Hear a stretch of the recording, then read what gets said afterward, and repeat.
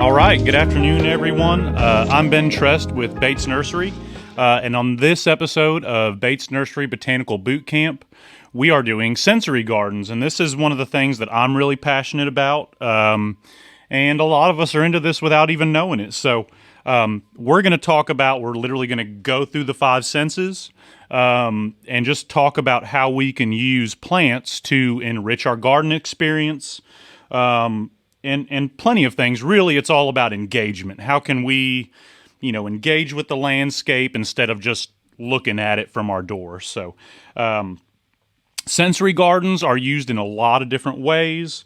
Three big ones is therapy. There are therapy gardens. For instance, the Vanderbilt Children's Hospital downtown has plants inside for therapy.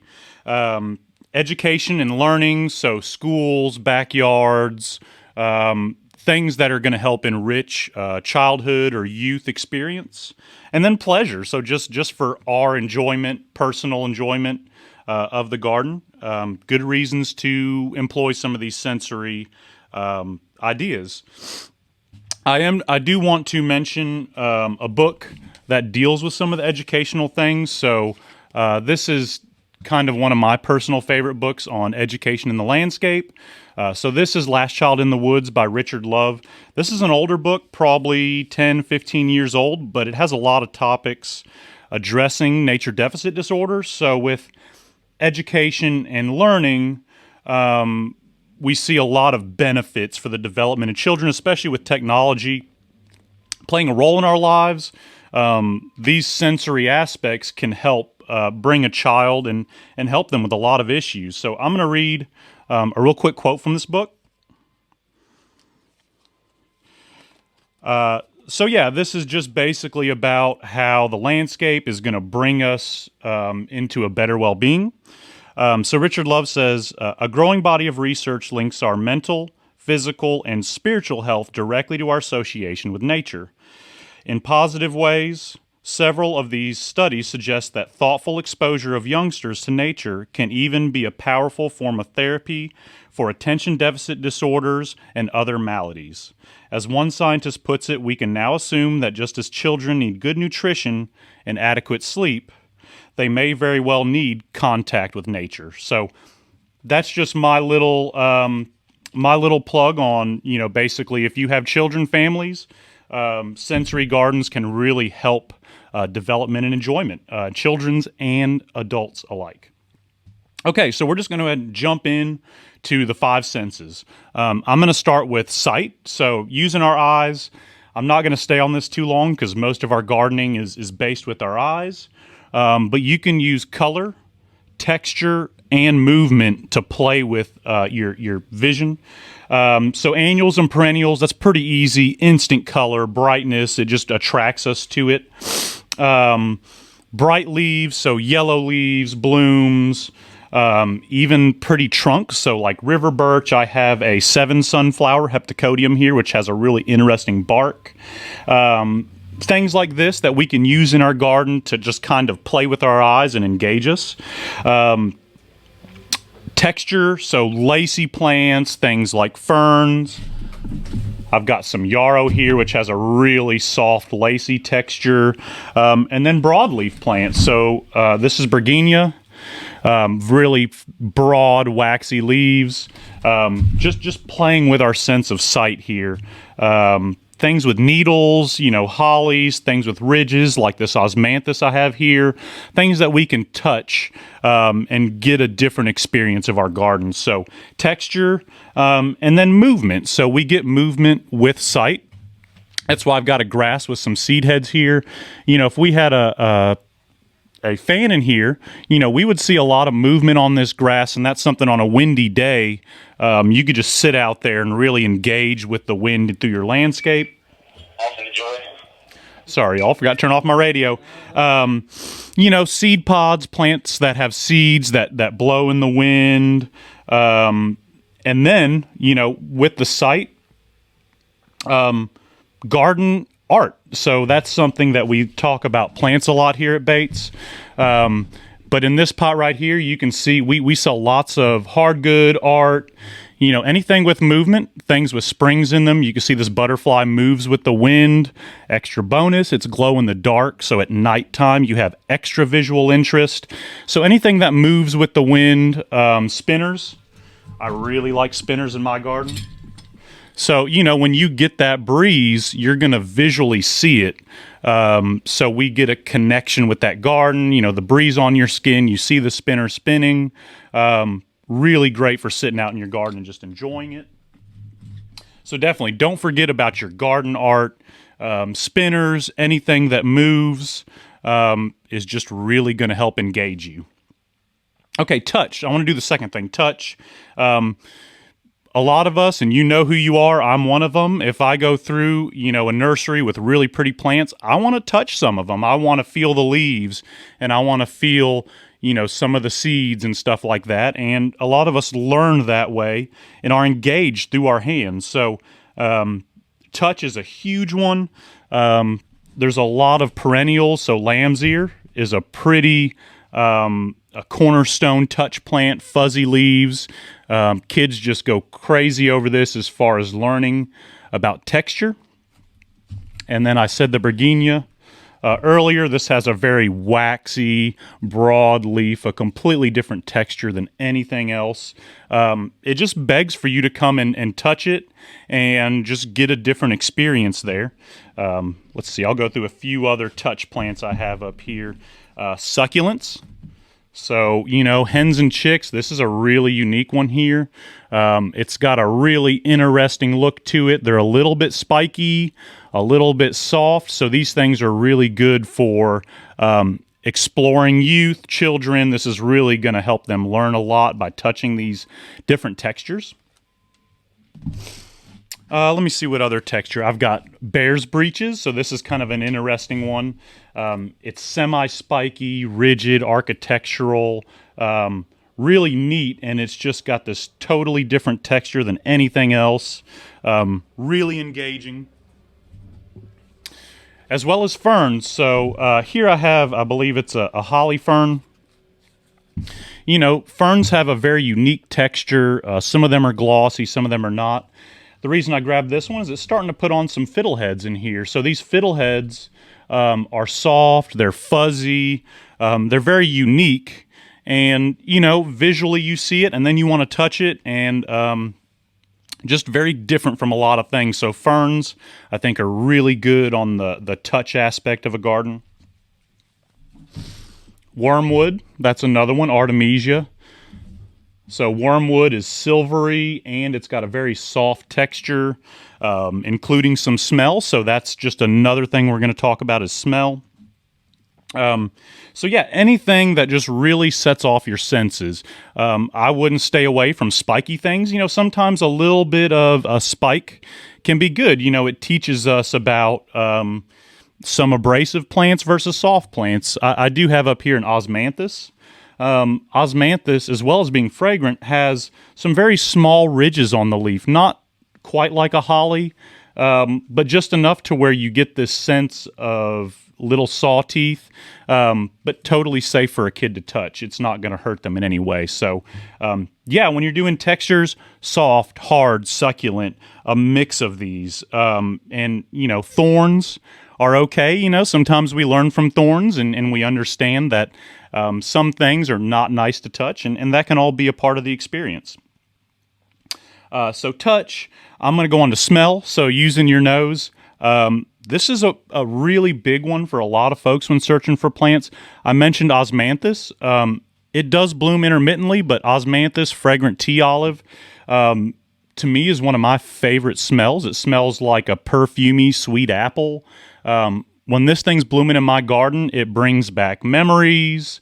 It's just a really rich scent. So things that you identify with smell, whether it's gardenia, osmanthus, mints, things like that, can really enrich your experience, and they really affect your brain in positive ways. They'll release endorphins and just make our garden experience just that much deeper. So with smell, wormwood has a little bit of a smell. I mentioned osmanthus. any herbs. So, rosemary, lavender, very popular herbs. If you brush against these or crush them, you're going to get this fragrance. So with the smelly plants, it's a good idea to plant them, close to your pathway or close to your doorway, so people literally brush them and engage them to release that smell. So, again, this is rosemary. I've got one of my favorite herbs, marjoram, which is a really wild grower, but it's almost like a sweet oregano. I love the taste, love the smell of these. Mint. It's been a really popular plant over the past few years. So catmint, not only does it bloom, not only is it really good for, pollinators, it's also got a great smell when you crush the leaf. Very prolific, so you can break it off and crush it continually. And it's a really good plant. I think I've got just some regular old mint here. Mint is a really good one instead of catmint. Mint is linked to mental acuity. So, if you put some mint in your mouth and you have a headache or you're feeling kind of down, it can be uplifting to us. So, using these as, a functional part of our garden experience is really nice. And we just recently got our first batch of vegetables, herbs, edibles. So now's a great time to think about these in your garden. And again, put it where you can touch them, whether it's a pot near a sitting area or a raised bed so your kids can get to it, or any of those things to really help you touch these plants, is a great idea. Okay, so with smell comes taste. So taste is pretty easy. Obviously, make sure the plants that you're doing for your taste garden are edible. So, for instance, like I asked our own Austin Lowen, about any exceptions. Tomato. We can eat the tomato fruit. I believe the leaves are known to be slightly toxic. So, if you're doing these edible gardens, just know what can be totally eaten and know what's just the fruit, and maybe put the ones that, may have some toxicity to humans, maybe put those in the back of the bed, like tomato. But then again, plants like lettuce, good time to have some cool season plants in pots. Lettuce, the entire plant is edible. So, whether you do the whole head or a leaf, this is something that you can just graze as you're in the garden. So, plants that are totally edible, put them up close, encourage people to eat your garden. I think is a great idea. Many flowers like pansies and violas are edible. Nasturtium is another edible plant that a lot of people put in their salads for spice. So these are all plants we can grow with the grazing garden in mind. Let me see what else I have here. I've got some English lavender. So lavender, sage, herbs are really good for this. But yeah, fruit, blueberries. I think I have a blackberry here. So the blackberry, these do tend to have thorns. So we're talking about you get the touch, you get the taste. You're getting several of those sensory cues in one plant. So definitely get a plant that can do as many things for your experience in your garden as possible. And these do come in thornless varieties. So, if you want the edible, but you don't want the prickers, there's probably a plant for you. Let's see what else we have. So sound, that's the last one. So we've done sight, touch, smell, taste, and the last one's sound. I think this is the sense that's usually overlooked in the garden. It's one of the most satisfying to me. So sound, you can get sound through plants.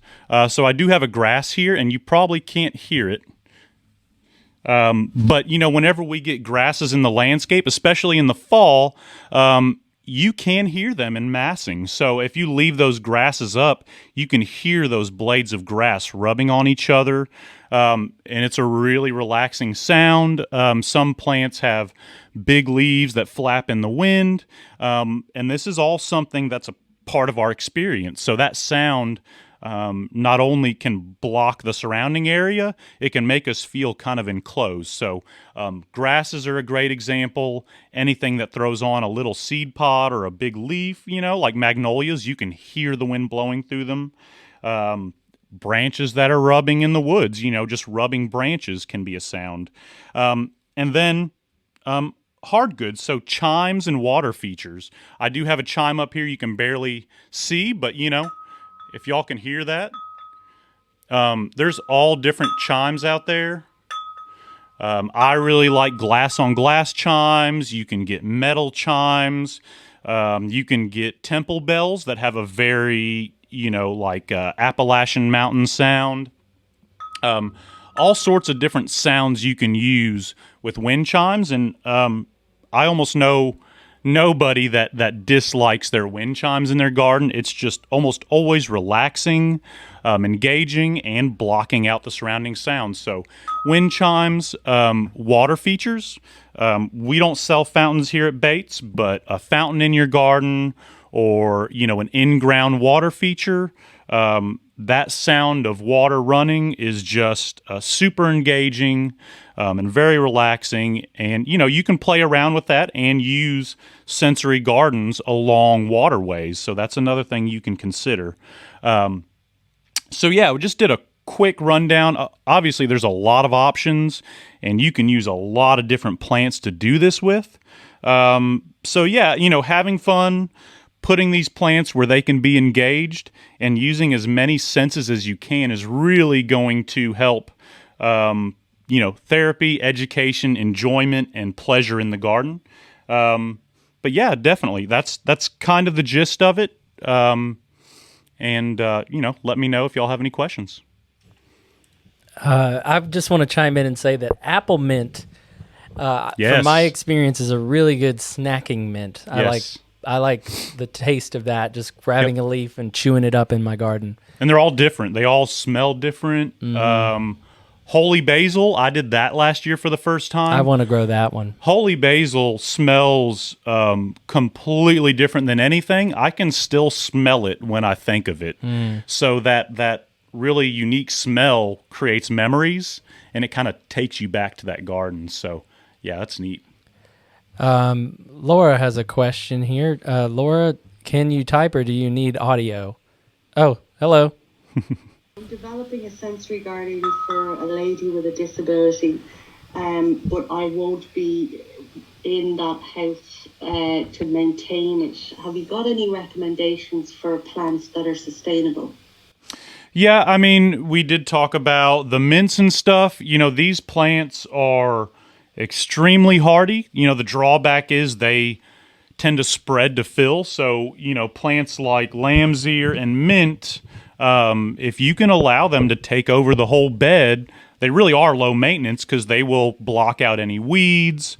So a lot of times containers are a great way to do that. And with a container, you can lift it up to the height of someone in a wheelchair. There's also, you can probably find plans for elevated planting tables. And I've seen these in gardens where you can roll wheelchairs under them. And that's a great way to do that. And with these containers, you make it easy for long-term maintenance because you're not having to worry about weeding a garden bed. So yeah, containers I think are the best option for low maintenance gardens like that, because sometimes we put it in the ground, there's weeding and trimming that has to be done. But yeah, as long as you put the plant in a place it likes, you shouldn't really have any issue, especially with the herbs lasting. Great, thank you. Mm-hmm. Thank you, Laura. If anyone else has a question, feel free to ask away. I'm just going to say that tomorrow I've got a webinar coming up on companion planting. I'm very excited to jump into this topic. It's something that I've been playing around with in my own garden, and I think that the sensory aspect has a bit to play in there with, Sure. Because some herbs and marigolds are really great. Yep, I mean, marigolds, and they have a very distinct smell. A lot of people don't realize that marigold leaves, which go great with any vegetable garden, they have a very distinct, I think, pleasing smell to them. They really do. And then there's well, I don't want to. I'll save it for the webinar. But No spoilers. yeah. And then on the 18th, we have finally our creating or container gardening across the seasons with Austin Lowen. This one has been delayed. We finally have annuals now, so Austin can build us a really beautiful arrangement. We're a little limited still. We're still just starting to get our big plant selection in, but looking forward to that one. And off into next week, Honora posted our boot camp schedule here, so definitely click that link and check that out. We have one more week of scheduled content, and then we're going to kind of pull back and reevaluate. Some of y'all have been sent surveys for like topics you'd like to hear included in future webinars for our summer programming, and we're also going to try and sprinkle a few webinars in here. Like, we had to cancel cut flower gardening that was scheduled for this Friday, but we're probably going to try and pencil it in May when we are at peak flower selection. Yeah. So things like that. Very seasonal for sure. Yeah. Ben, did you talk about that grass over there on the left? I didn't, and I just pulled a bunch of plants. This is something that I grow, and I wanted to mention it. This is sweet flag. So it's the Acorus family, but just commonly called sweet flag. And this is a wetland plant, so you see it a lot in wet areas and bogs. But for a grass, it's really neat in that it has a waxy leaf, so a really firm, waxy leaf that's interesting to touch. But when you break it, it has a very distinct herbal smell, almost like anise or something like that. So this has a very unique smell.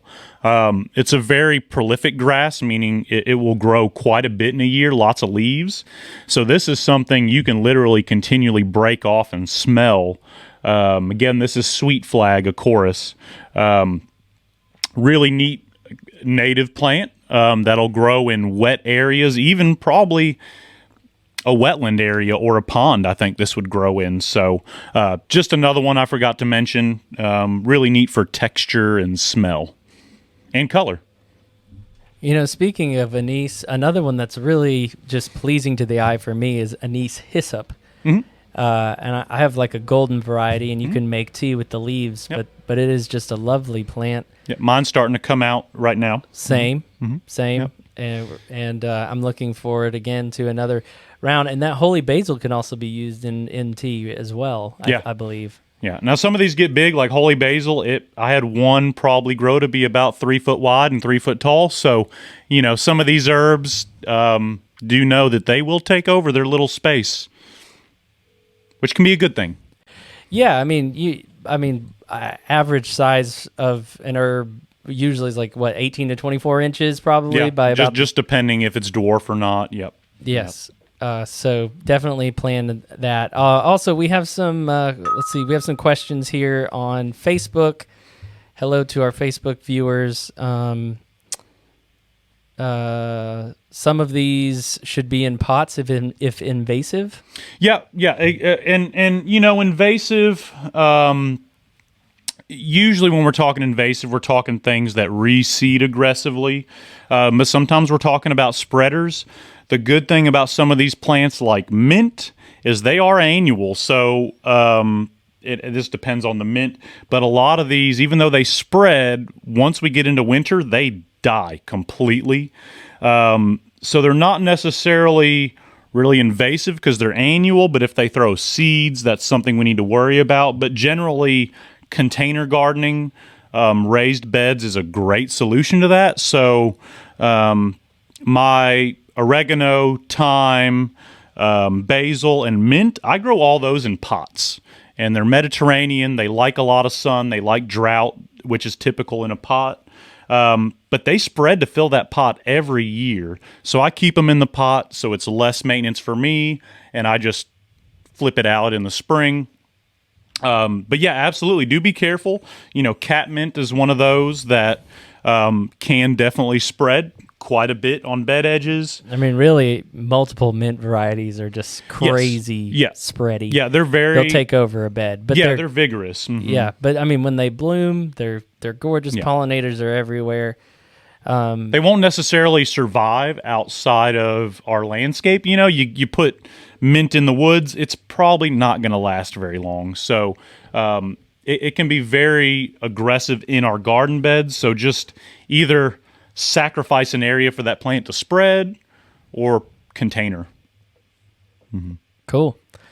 Okay, I'm not seeing any other questions, so I think we can go ahead and wrap up for today. Absolutely. Well, yeah, thank y'all. This is definitely something I'm passionate about, and I think that, you know, y'all can have some fun with this, and it's just all about enjoying your garden. So, Laura is asking, what was the book at the start?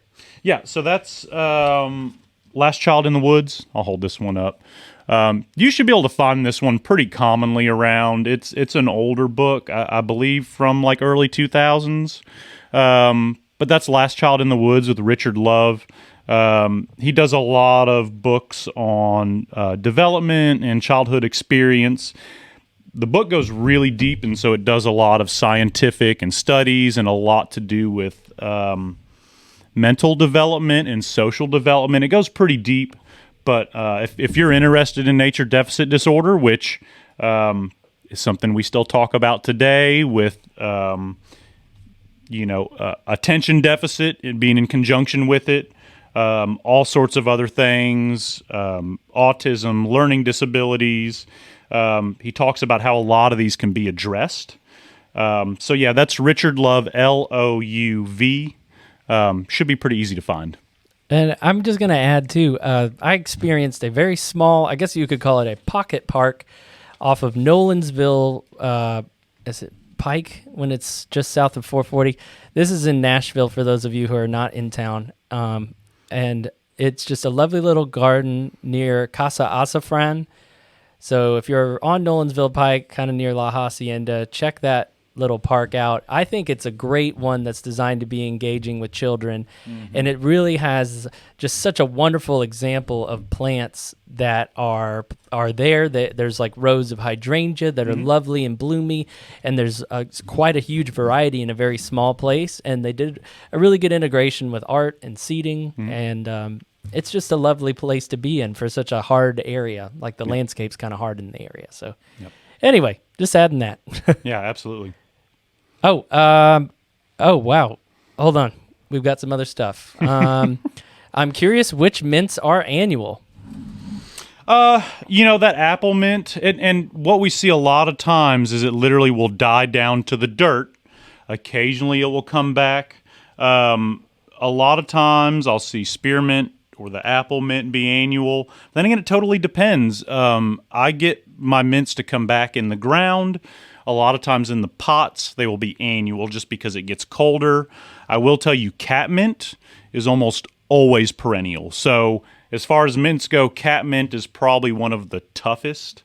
But some of these more culinary specialty mints that are have a much more soft stem don't always make it through the winter. Oh, and Lois has a question. Any plants attractive to butterflies or hummingbirds? And I will mention one that is in the mint family, and that is Monarda, bee balm. And catmint. Catmint is huge for bees. It's very prolific and it'll spread, but that also means it blooms intensely, which it just draws honeybees in. I'm not sure specifically about hummingbirds, but general rule of thumb, anything with like a tubular bloom should be attractive to them. So, yeah, a lot of these herbs are big for honeybees, primarily, or butterflies. Again, anything with a tube-shaped bloom is going to be good for hummingbirds. Awesome, guys. Well, thank you all for joining me today, and we'll see you next time.